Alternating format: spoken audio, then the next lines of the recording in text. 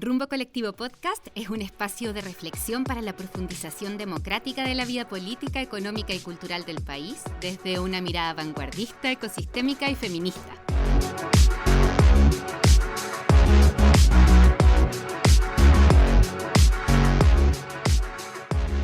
Este podcast cuenta con el apoyo de la Fundación Friedrich Ebert y es una producción de Conversas, Contenidos y Comunicaciones.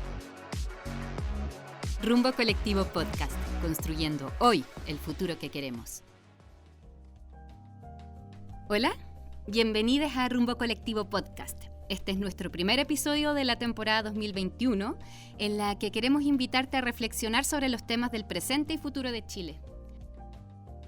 El primer tema que abordaremos incluye inteligencia artificial, robots, patinetas voladoras y trabajo. ¿Todo eso junto? ¿Sí? Acompáñanos a descubrirlo. Cuando era chica siempre veía a Bugs Bunny y había una de las tiras que era una casa automática, con todo automatizado y que se limpiaban las cosas y de pronto caía una mugre al suelo y ¡pum! Aparecía una escoba automática y y limpiaba todo. Y así caía, no sé, un vaso al suelo y limpiaba todo. Y yo encontraba que eso era el sueño del pibe. O sea, si eso le podía pasar a mi vida en el futuro, era lo máximo porque yo ayudaba a mi mamá a hacer las cosas y todo. Tengo que reconocer que todavía no es completamente así, pero quisiera. Yo cuando chico quería trabajar en una juguetería. Ese era mi sueño. Estar todo el día en una juguetería, que me pagaran por vender juguetes. Ese era mi sueño. Hoy día trabajo como repartidor de un supermercado. A veces también me toca llevar juguetes en los repartos. Pero jamás pensé que mi jefe iba a hacer una aplicación. Como me imagino un auto en el futuro, que volaran y que llegaran a un segundo al Valle del Elqui para no vomitar y que hubiera un botón que los transformara de un color y después de todos los colores y que fueran ponis. Yo me imaginaba el futuro cuando era niño a través de las imágenes que nos ofrecía la televisión y el cine. Particularmente recuerdo mucho lo importante que fue en esa construcción Volver al Futuro. Lo que implicaba eso básicamente son skates voladores y autos voladores. Pero también algo que me llamaba mucho la atención eran estos microondas que podían hacer que la comida creciera. Entonces tenías pizzas pequeñitas que se transformaban en pizzas grandes. El último que habla es nuestro entrevistado, pero dejemos que él se presente. Mi nombre es José Acevedo Mondaca. Mi profesión es abogado. Soy asesor legislativo en el Congreso y además trabajo como investigador de Rumbo Colectivo para distintas materias, todas relacionadas de algún u otro modo con el futuro del trabajo y la relación entre política y tecnología. Me interesan los temas de inteligencia artificial y de trabajo porque creo que el desarrollo y la regulación de la inteligencia artificial junto a la crisis climática son los desafíos de nuestra generación. En este episodio, José nos invitará a reflexionar sobre cómo el futuro del trabajo automatizado y la inteligencia artificial está mucho más cerca de lo que pensamos. Para partir, pongámonos de acuerdo en qué es la inteligencia artificial. La inteligencia artificial es un mecanismo de toma de decisiones automatizada que está en toda nuestra vida y quizás por eso muchos de nosotras y nosotras no nos detenemos a pensar qué significa, porque no es un problema práctico. La inteligencia artificial es importante entender que es creada por humanos y que por lo tanto puede equivocarse y suele equivocarse y puede tener sesgos tal como nosotros nos equivocamos y nosotras tenemos sesgos. ¿Existirá alguna persona que no se relacione con la inteligencia artificial hoy? Creo que pensar en alguien que no interactúa con inteligencia artificial hoy día creo que es bien difícil. Por ejemplo, una manera de hacer probable que una persona interactúe con inteligencia artificial sería que no tuviera un smartphone. Pero la verdad es que si esa persona, por ejemplo, ocupa Google, ya interactúa con inteligencia artificial. Entonces uno tendría que pensar que vive una vida lo menos digitalizada posible y que, por ejemplo, no vaya al supermercado y no pague en un cajero automático, por ejemplo. O que no cargue su tarjeta VIP. Pensado de esa manera, es fácil encontrar ejemplos de la relación que tenemos con la inteligencia artificial día a día, pero ¿realmente ha llegado a todos los aspectos de nuestra vida? La inteligencia artificial a la fecha ha permeado en buena parte de las esferas de la vida y en buena parte de las esferas del trabajo. A ver, espera. ¿Entendí bien? ¿Los robots con inteligencia artificial harán nuestro trabajo en el futuro? Y en el futuro, creo yo, que estamos caminando hacia un trabajo que no va a estar relacionado tanto con robots, me refiero con robots con forma de humanos que realizan labores humanas, sino que con algoritmos, como el que tiene hoy día Amazon. Amazon cuenta con algunos robots que realizan algunas labores dentro de las grandes bodegas que tiene la compañía, que prácticamente implican llevar de un lugar a otro las mercancías que las personas compran y que son enviadas a sus casas. Pero todo eso está gestionado por un mecanismo de toma de decisiones automatizada, está gestionado por inteligencia artificial, que además evalúa a los trabajadores de manera automatizada, que los despide también de manera automatizada y que en definitiva castiga el descanso y premia la explotación a tal punto que muchos de los trabajadores, al menos en el Reino Unido, se han quejado por este tipo de sistema de gestión automatizada del trabajo, que lo ha llevado inclusive a hacer pipí en botellas para evitar tener que tomar descanso para ir al baño. Esto es terrible, no me imagino algo así. El cine hace algunos años ya abordaba este problema. El problema de la precarización laboral que produce la gestión automatizada del trabajo. Y la automatización del trabajo en general. En Years and Years, por ejemplo, con una trabajadora contadora muy calificada, que le iba muy bien, pero que su trabajo simplemente desaparece porque lo pueden realizar de mucho mejor manera las máquinas, algoritmos. Y en el caso de Sorry We Missed You, la película que recomiendo mucho a las personas que les interesa este tema que la puedan ver, de una familia que está sometida a un formato de trabajo que es el de la contratación de 0 horas, que evita precisamente o intenta evitar o eludir la regulación laboral, tratando al trabajador o la trabajadora como un socio o socia. De hecho, la calificación que el protagonista tiene es la de socio de la empresa, en la que implica que ese trabajador o trabajadora tiene que llevar sus propios implementos para el trabajo, no tiene seguridad social, no tiene vacaciones, no tiene descanso, etc. Y ese es precisamente el caso de las plataformas digitales de servicios o de las apps como Uber, Rappi, Cabify, etc. Y que se ha ido extendiendo a otros sectores de la economía. Al escuchar esto me da la impresión de que en el futuro no trabajaremos como lo hemos hecho hasta ahora. Hay una tremenda presión hoy día sobre el modelo de trabajo, este modelo de trabajo en que tenemos un contrato, que tenemos un jefe o una jefa, tenemos una jornada, seguridad social, etc. Hay una tremenda presión sobre ese modelo, que facilitada, por supuesto, por la inteligencia artificial, y uno de los, yo diría, de los objetivos es separar al trabajador del contexto del trabajo, separarlo de su calidad de trabajador, tratarlo como un emprendedor o como un socio, que son palabras mucho más valoradas en un contexto neoliberal como el que tenemos al menos en Chile y en buena parte del mundo. Pero el efecto concreto, además de eso, es la dificultad que tienen los trabajadores y trabajadoras para organizarse, el hecho de que los trabajadores y los trabajadoras compiten por el mismo tipo de trabajo, que no trabajan juntos, que a veces se encuentran en ciertos lugares, que no se les reconoce sus derechos sindicales. Todo lo anterior implica una dificultad para la organización de las y los trabajadores que en simple facilita la preeminencia del capital por sobre el trabajo o de los jefes sobre los trabajadores. ¿Y eso está pasando en Chile ahora o es algo que veremos en el futuro? El nivel de inteligencia artificial y de automatización en el mercado laboral chileno es, yo diría que incipiente, pero que se aceleró con la aparición de la pandemia. La pandemia implicó no solo una crisis económica, sino que una crisis sanitaria que a su vez significó que teníamos que reinventar la manera en cómo producíamos. Entonces, eso supuso cambios profundos en el retail, por ejemplo. Pero esas empresas siguieron produciendo y siguieron realizando una serie de procesos que permitían que las cosas que comprábamos llegaran a nuestras casas. Los trabajadores y trabajadoras del retail, en algún momento, el sector económico de retail fue el sector que tuvo la mayor cantidad de contratos suspendidos por la ley de protección del empleo, y al mismo tiempo el retail siguió produciendo a un altísimo nivel y impulsó la economía y la recuperación económica durante varios meses. Eso es un caso importante a considerar, pero como decía, la inteligencia artificial es incipiente, sí, pero no acaba de comenzar, o no comenzó con la pandemia.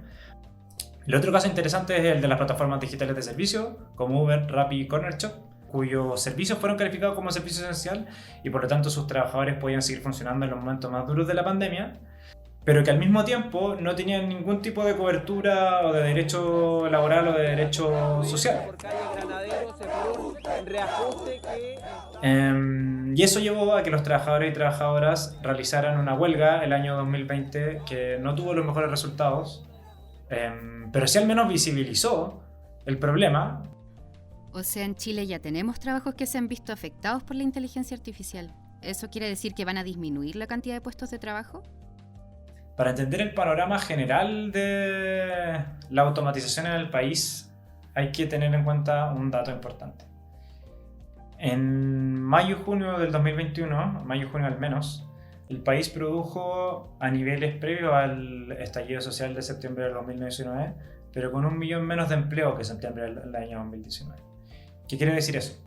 Que hubo 1 millón menos de salarios pagados, hubo 1 millón menos de personas necesarias para producir al nivel que se estaba produciendo antes de que ocurriera la crisis social de la que tenemos, más grande crisis social de la que tenemos memoria en democracia.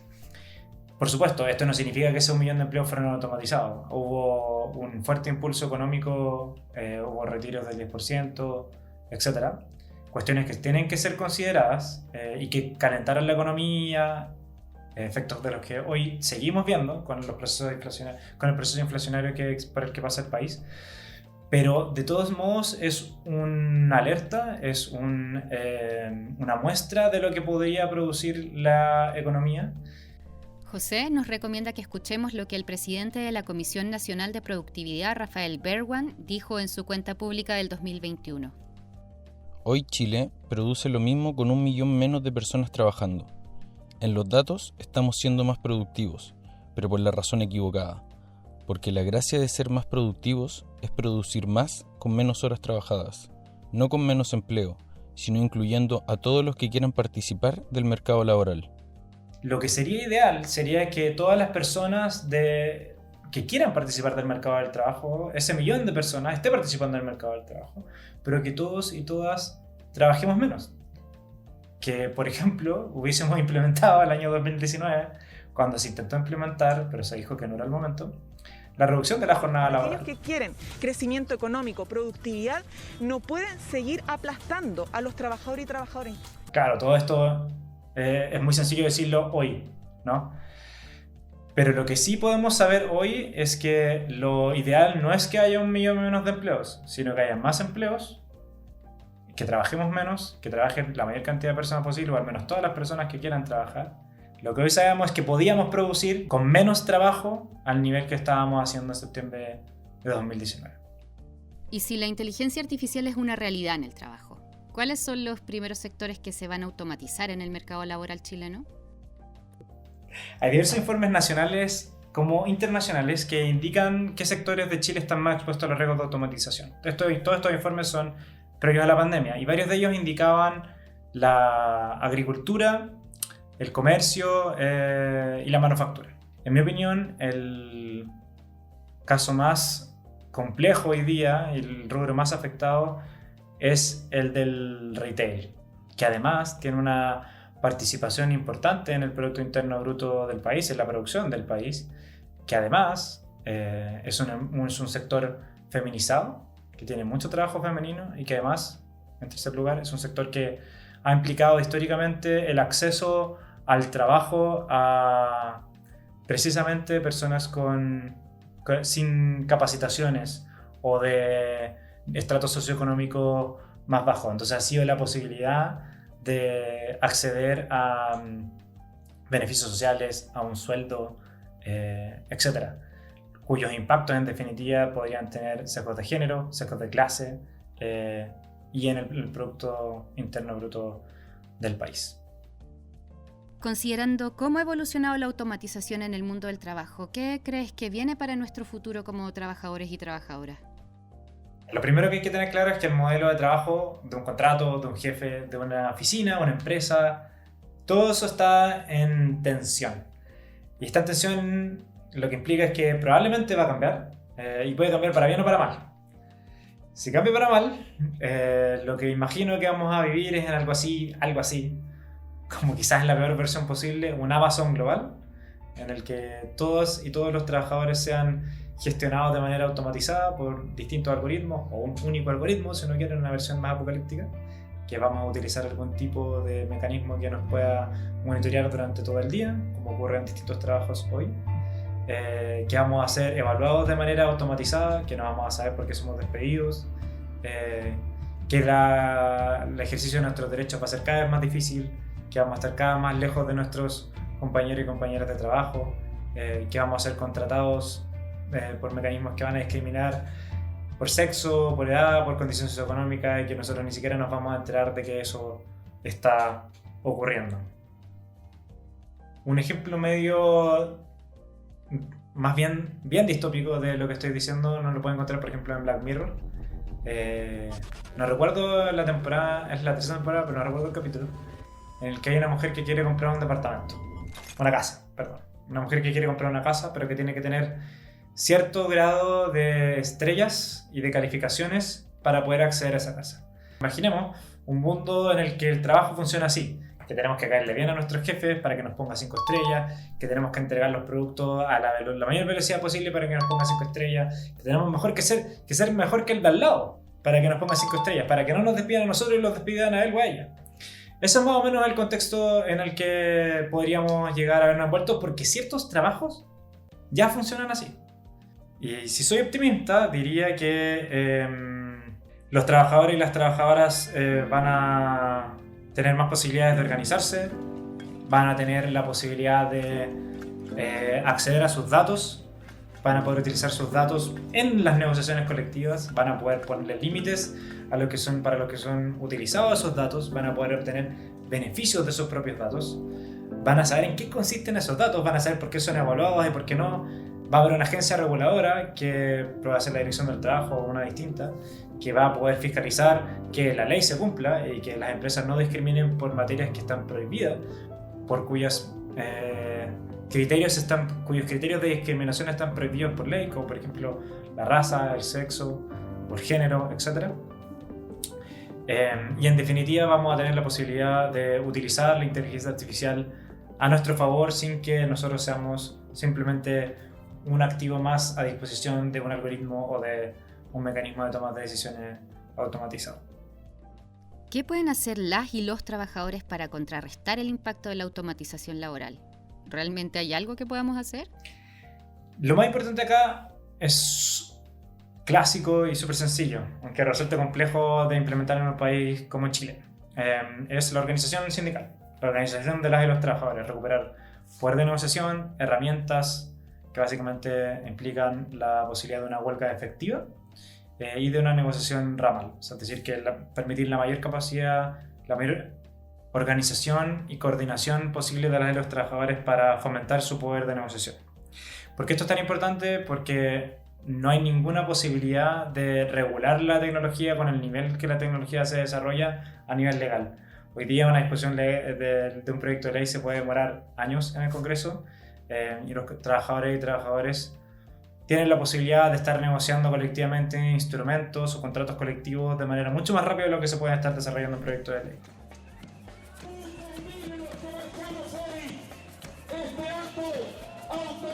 También hay otras experiencias a las que se pueden mirar.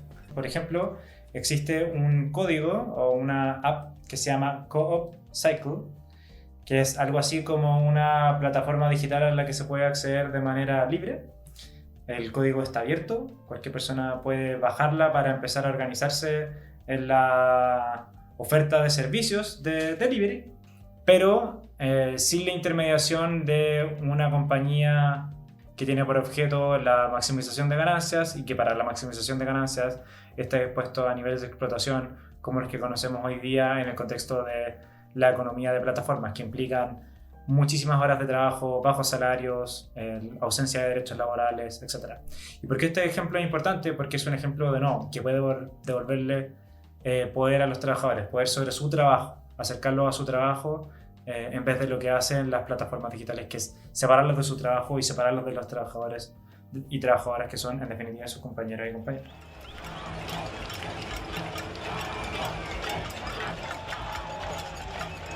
Una tercera manera de empoderar a los trabajadores sería entregarles en propiedad o de otra manera sus datos. ¿Qué quiere decir esto? Que los datos que los trabajadores producen en el contexto del trabajo puedan ser utilizados por las y los trabajadores para su propio beneficio. Pueden ser utilizados para negociar con la empresa, pueden ser utilizados para definir los límites para los cuales la empresa los puede utilizar. Pero lo importante aquí es, de nuevo, otra manera de devolverle a los trabajadores y trabajadoras poder sobre su trabajo y sobre lo que producen con su trabajo. Hay una industria gigantesca de la que en alguna medida todos y todas las personas que ocupan redes sociales son parte, producen datos que luego son utilizados en su contra, ya sea para ofrecerles publicidad o para discriminar, por ejemplo, el acceso a algún trabajo, discriminar el acceso a un crédito, etc. Y sería particularmente importante que al menos en el contexto del trabajo demos un paso adelante en esta cuestión y le otorguemos a los trabajadores y las trabajadoras la administración de sus propios datos, podría decir uno, en las manos de un sindicato, por ejemplo, y que eso de nuevo les permita negociar en mejor posición con las empresas que los van a ocupar en el futuro. Los estados también deberían involucrarse en este proceso, deberían involucrarse regulando, permitiendo que los trabajadores se organicen. Y todo aquello es importante, pero al mismo tiempo es insuficiente si los estados más pequeños, sobre todo, no nos organizamos colectivamente. Al menos en el caso latinoamericano, yo imagino una alianza latinoamericana, valga la redundancia, que sea capaz de hacerle frente en alguna medida a grandes empresas como Facebook, como Google, como Amazon eventualmente. Al menos Amazon hoy día tiene empresas en México. Entonces no es loco pensar que en el futuro estas empresas, que las que son más avanzadas en automatización y gestión automatizada del trabajo, también lleguen acá. Pero si no tenemos la capacidad y la fuerza para enfrentarlas, no va a tener ningún sentido que en nuestras leyes estén escritas de la manera más precisa posible y más técnicamente más correcta en términos técnicos posible, si es que no tenemos la manera de garantizar que nuestros derechos son realizados todos los días en el trabajo. Hay otra herramienta importante en el contexto de la automatización del trabajo, que es una renta básica universal. Es similar al IFE, pero le llegaría a todas las personas solo por el hecho de ser ciudadana. ¿Y por qué es importante en este contexto? Pues precisamente porque podría complementar una reducción radical del tiempo que trabajamos, complementar un salario por dejar de trabajar durante ese tiempo, y además ser una herramienta redistributiva de la riqueza o del aumento de riqueza que permite la introducción de la inteligencia artificial en los procesos productivos. Por eso una renta básica universal sería un complemento importante de una reducción de la jornada laboral y al mismo tiempo una herramienta redistributiva clave en el contexto de la producción de riqueza que genera la tecnología. José, ¿cómo deberíamos enfrentarnos a la inteligencia artificial en el mundo del trabajo? Parece ser una herramienta muy distópica. Es muy importante tener en cuenta que la tecnología no es buena o mala de manera natural, no es una herramienta que permita la explotación per se.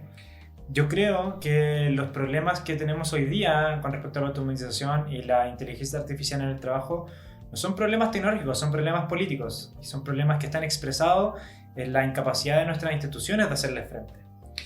En ese sentido, el problema es institucional y no tecnológico, lo que significa que la solución no va a venir de la mano de la tecnología, va a venir de la mano de la política. Si seguimos que todo funcione como ha funcionado hasta ahora, va a seguir siendo guiado por las instituciones del mercado y el mercado lo único que le interesa es la producción de ganancias. Y ante los ojos del mercado, los trabajos van a seguir siendo simplemente costos variables que pueden ser cortados y que pueden ser automatizados. No es la única alternativa, hay otras alternativas a las que podemos acceder si es que nos organizamos y actuamos políticamente. Para ir cerrando, ¿tienes alguna recomendación para quienes no somos expertos y queremos acercarnos al tema? Yo recomendaría, antes que todo, prestar atención a nuestro mundo, a dónde vivimos, cómo vivimos, las cosas que hacemos, y que anotemos todo lo que en nuestra vida está automatizado y cómo nuestro trabajo está siendo afectado por ello.